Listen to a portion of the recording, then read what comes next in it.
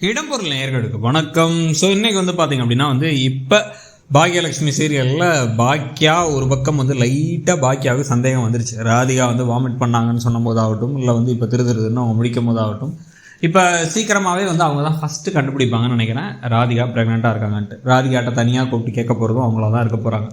இந்த விஷயத்தை அவங்க எப்படி எடுத்துக்க போகிறாங்க அப்படிங்கிறத வச்சு யோசித்து பார்த்தா, அவங்க பாக்கியா அந்த விவாகரத்து விஷயத்தில் இவர் ராதிகா கூட அஃபேர் வச்சிருக்காருன்னு தெரிஞ்சதுக்கு பிறகே பார்த்தீங்கன்னா ஒரு மாதிரி மனசு விட்டு போயிட்டாங்க. இந்த ஆளெல்லாம் நம்பி இந்த ஆள் கூட கொடுத்து நடத்தி இந்த ஆள் கூட குடும்பம் நடத்தணும் பார்த்தியா நம்ம அப்படிங்கிற மாதிரி நிலைமைக்கு வந்துட்டாங்க.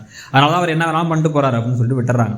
அதுக்கு பிறகு அவங்க அது மனவழி கண்டிப்பாக இருக்கும், மனசில் ஒரு கவலை இருக்கும், ஒரு கஷ்டம் இருக்கும். இப்படி பண்ணிருக்காரு அப்படின்னு பண்ணாரே அப்படின்னு ஒரு இது இருக்கும்.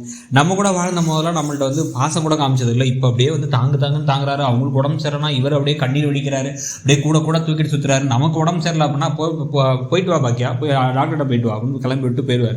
ஸோ அதெல்லாம் இருந்தாலும் கூட ராதிகா கிட்டக்க நல்ல விதமாக சரி ஓகே இப்போ நீங்கள் என்ன செய்ய போகிறீங்க, இந்த குழந்தைய வச்சுக்க போகிறீங்களா இல்லை வேணாம்னு நினைக்கிறீங்களா அப்படிங்கிற அளவுக்கு கேட்கறதுக்கு ஒரு மாதிரி கேஷுவலாக தான் எடுத்துப்பாங்கன்னு நினைக்கிறேன் பாக்கியா. ஆனால் இப்போ கோபி மனசில் இன்னமும் சஞ்சலம் இருக்கிறதுனால தான் நாளைக்கு என்ன பண்ண போகிறார் அப்படின்னா அவர் திருப்பி ராதிகா கிட்டக்கு இந்த குழந்தைய கலைச்சிடலாமான்னு கேட்க அவங்க முறைச்சி டப்புன்னு அடிக்கலாம் வர போகிறாங்க. பாக்கியா ப்ரெக்னெண்ட் ஆனதும் சந்தோஷப்பட்டீங்கல்ல, இப்போ நான் ப்ரெக்னெண்ட் ஆனதுக்கு சந்தோஷப்படுங்க, எனக்கு இப்போ குழந்தை வேணும் அப்படிங்கிற நிலைமைக்கு அவங்க வந்துட்டாங்க. இப்போ இந்த விஷயத்த ஈஸ்வரிக்கு தெரியும் பொழுது தான் வீட்டில் பிரளயமே வெடிக்க போகுது. ஏன்னா ஈஸ்வரி அமிர்தா கூட ஏன் பேசாமல் இருக்காங்க அப்படின்னா இன்னொரு குழந்தை பெற்றுக்காமல் இருக்காங்க அப்படின்ட்டு. என்ன காரணத்துக்காக அப்படின்னா என்னதான் மறுமணம் பண்ணாலும் வேற ஒரு கணவரோட ஒரு குழந்தை இருக்கும்போது நீ இவனுடைய புது கணவரோட ஒரு குழந்தையை பெற்றுட்டா தான் இந்த பந்தம் ஸ்ட்ராங் ஆகும், எங்களுக்கும் எங்கள் பேரப்பிள்ளை மூலமாக எங்கள் பேரன் மூலமாக எங்களுக்கு ஒரு கொள்ளு பேரனோ கொள்ளு பேத்தியோ வேணும் அப்படின்ட்டு எழிலுக்கு ஒரு குழந்தை வேணும் அப்படின்னு நினைக்கிறாங்க. அப்போ அதே லாஜிக்கை தான் இப்போ என்ன பண்ணுறாங்க அப்படின்னா ராதிகாவுடைய அம்மாவும் ஃபாலோ பண்ணுறாங்க. அவங்களும் அதே விஷயம் தான் சொல்கிறாங்க, எனக்கு ஒரு பேரப்புள்ள உங்கள் மூலமாக வேணும் அப்படின்னு சொல்லிட்டு இப்போ முடிவு பண்ணி நீங்கள் 2 பேர் ராதிகாவும் கோபியும் சேர்ந்து அந்த குழந்தைய பெற்றுக்கணுங்கிறாங்க. அதே மாதிரி நடந்துருச்சு. நானே சொல்லணும்னு நினச்சேன், ஆண்டவரே கொடுத்தாரு குழந்தைய அப்படின்லாம் வேற பேசிகிட்டு இருக்காங்க. ஸோ இப்போ இந்த விஷயம் தெரிஞ்சோன்னா இப்போ உங்களுக்கு ஒரு மாதிரி தர்ம சங்கடமாக போகுது. இது எப்படி லாஜிக்கலி கரெக்டாகும் அப்படின்னு சொல்லி கேட்டால் ராதிகா கண்டிப்பாக கேட்க போகிறாங்க. ஏன்னா நீங்கள் இப்போ எழுதுக்கிட்டாக்க திருப்பி ஏன் ஒரு குழந்தைய வேணுங்கிறீங்க? ஏன்னா எழுதுக்குன்னு பிறக்கிற குழந்தைய தான் நீங்கள் உங்கள் பேரனோ பேத்தியோ நினைப்பீங்க, என்னதான் நிலா மேலே நீங்கள் பாசமாக இருந்தாலும். அதே மாதிரி தான் நீங்கள் இப்போ என் பிள்ளை வந்துச்சு மையோ அப்படின்னா மையோ மேலே உங்களுக்கு பாசம்லாம் கிடையாது.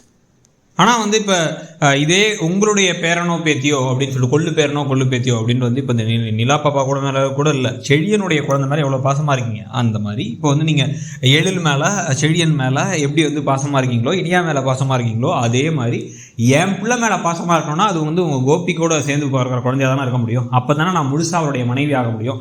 அதனால் இது கண்டிப்பாக நான் இந்த குழந்தைக்கு பெற்றுக்க தான் போகிறேன், இதை எதுவும் நீங்கள் தடுக்க முடியாது அப்படின்னு அவங்க சொல்ல. இந்த சமயத்தில் ஒரு கட்டத்துக்கு மேலே கடுப்பாகி எனக்கு தெரிஞ்சு ஈஸ்வரி இவங்களை வீட்டை விட்டு வெளில போகணும்னு கொந்தளிக்கிறதுக்கும் வாய்ப்பு இருக்குது. ஏன்னா அவங்களுக்கு இதை ஏற்றுக்க முடியாது கண்டிப்பாக இமீடியட்டாக. அதனால் வீட்டை விட்டு வெளில போகணும், ராதிகாவை கழுத்தை பிடிச்சி தள்ள போகிறாங்களா, தள்ளினா ராதிகா வெளில போனால் கோபி வெளில போய் தான் நம்ம ரொம்ப நாளாக ஆசைப்பட்டு இருக்கிற கோபி இந்த வீட்டை விட்டு வெளில போகணுங்கிறது கூட நடக்கிறதுக்கான வாய்ப்பு இருக்குது. ஆனால் இப்போ வைக்கவே இல்லாமல் இதே மாதிரி பாக்கியாவுடைய கல்யாணத்துக்கெல்லாம் கண்டிப்பாக நோ தான் சொல்லுவாங்க. பாக்கியா பழனிசாமி கல்யாணம்லாம் வந்தால் கொந்தளிச்சுக்கிட்டு இருப்பாங்க. ஆனால் இப்போ தன்னுடைய பையனுக்கு ஒரு குழந்தை பிறக்கும் போது அப்படிங்கும் போது சரி ஓகே என்ன இருந்தாலும் நம்ம பேர குழந்தை தானே அப்படின்னு நினைக்க போகிறாங்களாங்கிறதையும் பார்க்கணும்.